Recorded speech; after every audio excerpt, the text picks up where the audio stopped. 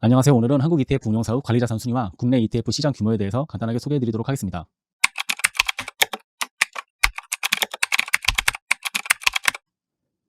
먼저 미국 ETF 운용사의 관리자산 순위입니다. 1위는 블랙록, 2위는 뱅가드, 3위는 스테이트 스트리트, 4위는 인베스코, 5위는 찰스 슈왑 등입니다. 거의 이 순위는 변하지가 않습니다. 관리자산을 보시면 아시겠지만 3위부터는 그 차이가 상당하게 벌어지게 됩니다. 이 차이는 해당 운용사가 언제 시장에 진입하는가와도 관련이 있지만 크게 시장 장악력을 가진 상품을 얼마나 보유하고 있는가에 따라 또 달라집니다. 예로 인베스코를 보면 인베스코 하면 미국 나스닥 100을 추종하는 트리플 Q 상품을 생각하시게 될 겁니다. 이런 히트 상품 하나로 각 운용사의 관리자산에 많은 영향을 미치게 됩니다. 검토일 기준 블랙록이 운용 중인 ETF 수는 약 392개이며 뱅가드가 운용 중인 ETF 수는 약 82개입니다. 거의 약 5배 차이가 나지만 관리자산을 보면 그렇게 큰 차이가 나지 않습니다. 이와 같이 운용 ETF 수가 많다고 하더라도 이 운용 ETF 수가 곧 관리자산이 높다는 걸 뜻하는 건 아닙니다. 투자자님들이 원하는 상품은 수익률이 좋고 또는 분배금을 많이 주며 안정적인 상품들입니다. 그런 상품들은 결국 시장에 몇 개 없으며 그 상품들을 보유한 운용사들이 대형 운용사로 발전을 하게 됩니다. ETF는 특성상 순자산을 운용사가 아닌 타 은행에 예치시키기 때문에 가령 인적자해나 또 운용사가 파산 등으로부터 안전합니다. 하지만 대형 운용사를 선택하는 이유는 다음과 같은 몇 가지 장점이 있기 때문입니다. 상장 기간이 오래된 상품보다는 주로 신규 상장한 상품에 대한 장점입니다. 대형 운용사는 자금 여유가 있기 때문에 순자산이 낮더라도 상품 지속력을 많이 가지고 있으며 거래량이 부족하더라도 지속력이 있다고 판단될 경우 장기간 유지시킬 수 있습니다. 또한 적정 인원을 배치해서 상품을 관리하기 때문에 제품 안내나 또는 계류율 등의 관리력이 좋은 편입니다. 대표적인 예로 3가지 정도만 들었지만 일상생활에서도 브랜드 인지도가 있는 상품을 선택하신 이유를 생각해 보시면 쉽게 이해가 되시리라 생각됩니다. 다음은 한국 ETF 운용사의 관리자산순 순위입니다. 1위는 삼성자산운용, 2위는 미래에셋자산운용, 3위는 KB, 4위는 한국투자, 5위는 NH, 6위는 키움 등입니다. 지금 한국의 ETF 운용사는 검토일 기준 약 20여 개 업체가 있으며 그중 10위인 VI자산운용을 보면 지금 2021년 기준 관리자산은 약 446억입니다.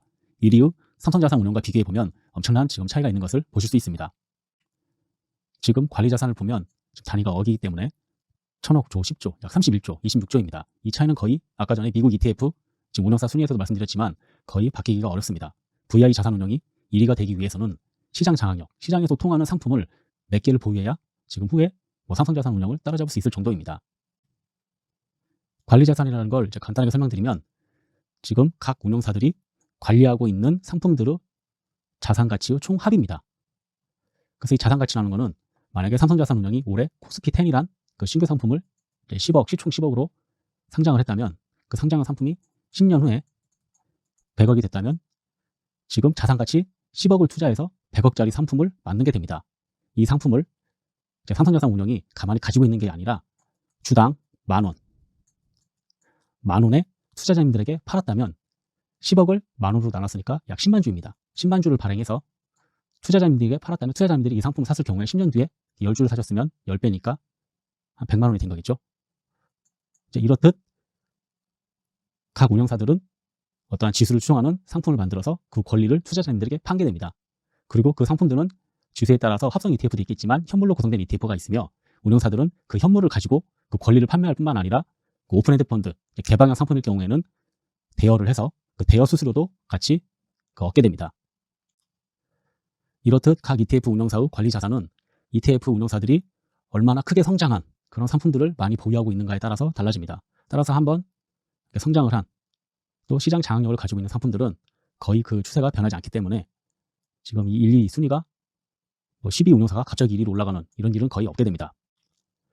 거래 대금으로 보면 그 차이는 명확합니다. 지금 삼성자산운용의 2021년 거래 대금을 보면 지금 단위가 억이기 때문에 1000억, 조, 2조입니다. 지금 12의 VI 자산운용은 2천만 원입니다. 관리자산 수를 봤을 때는 미래에셋 자산운용도 삼성자산운용만큼 컸지만 거래 대금을 보면 지금 거의 6배, 7배 정도 차이가 납니다. 거래 대금이 꼭 운용사의 순수익은 아닙니다. 하지만 각 상품들은 특정 수수료가 있기 때문에 거래 대금에서 특정 수수료만큼 수익으로 잡는다면 그 차이는 엄청나게 벌어지게 됩니다. 국내 ETF 시장 규모입니다. 거의 2002년부터 ETF를 시작을 해서 2018년이 되면 그 수와 가치, 순자산가치도 상당하게 증가한 걸 보실 수 있습니다. 2022년 3월 기준 ETF 거래 대금별 비중입니다. 지금 보시면 유동성 공급자 LP가 약 16%, 기관 합계 약 14%, 지금 연기금과 공제회는 지금 0.1% 정도 들어있습니다. 그 다음에 이제 국내 개인이 약 42%, 외국인이 26%에서 지금 100% 비중을 보이고 있습니다. 지금 이 비중은 ETF 시장의 이제 거래대금 비중이며 2022년 지금 3월 기준입니다. 지금 개인이 약 40%로 아무래도 연금저축 등과 같은 이제 그런 공개 상품들에 많이 투자를 하고 계셔서 개인 비중이 높은 것 같습니다.